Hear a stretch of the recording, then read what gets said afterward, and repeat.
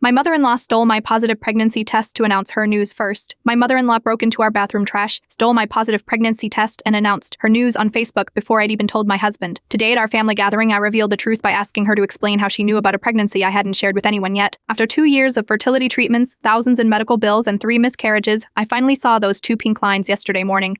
I sat on the bathroom floor crying, overwhelmed with hope and terror. This time needed to be different. This time I wanted to wait until the 12-week mark before telling anyone, even my husband Mike. The disappointment in his eyes after each loss had become unbearable. I wrapped the test in toilet paper, buried it deep in the bathroom trash, and went to work planning the perfect way to finally share good news instead of heartbreak. Then came the notification. My phone buzzed with a Facebook alert. Sandra Miller is feeling blessed. I'm gearing to be a grandmother. Attached was a photo of my pregnancy test, the one I'd hidden hours earlier, complete with a time stamp showing she'd posted just 30 minutes after stopping by to drop off some mail while I was at work. My hands shook as I scrolled through 47 comments from relatives, friends, and church members, all congratulating her.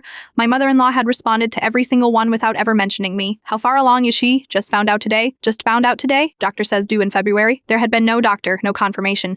I called Mike, but his phone went straight to voicemail. As I was leaving a message, a text came through. Mom just told me the news. Why didn't you say something this morning, coming home early to celebrate? My mother-in-law had stolen more than my announcement. She'd stolen my voice, my agency, in a moment I could never get back after years of loss and waiting. When Mike came home, I told him everything, how I'd wanted to wait, how his mother had dug through our trash, how she'd made up details to feed her Facebook audience. He called her immediately. Mom, what were you thinking going through our trash? That wasn't your news to share? Her response? I was emptying the bin to be helpful and saw it right on top. Besides, I've waited long enough for grandchildren. I deserve this happiness too. Mike was furious but agreed we should address it in person at Sunday dinner, a weekly tradition we'd never missed despite the tension between his mother and me. Today, as we gathered around Sandra's immaculately set table, she beamed with pride as relatives patted my still flat stomach and asked invasive questions about my reproductive timeline. When Sandra brought out a cake with grandma, to be written in blue frosting, I finally spoke up. Sandra, I've been wondering something, I said, my voice surprisingly steady. How exactly did you know I was pregnant before I did? The table went silent. What do you mean? You left the test out, she said, her smile faltering. Actually, I wrapped it in toilet paper and buried it in the trash, which means you dug through our bathroom garbage specifically looking for something. Why would you do that? Her face flushed crimson. I was just emptying the bin. And the doctor's appointment you told everyone about on Facebook? The February due date? I haven't even called my doctor yet? Mike's sister gasped. His father set down his fork. You went through their trash? Mike's dad asked quietly. Sandra's eyes darted around the table before landing on Mike. Your wife is trying to make me look bad. Mike stood up slowly. Mom, you violated our privacy and lied to everyone. Then you made up medical details about my wife's body without her consent. He took my hand. We're leaving. And we won't be back until you apologize. Not just to us,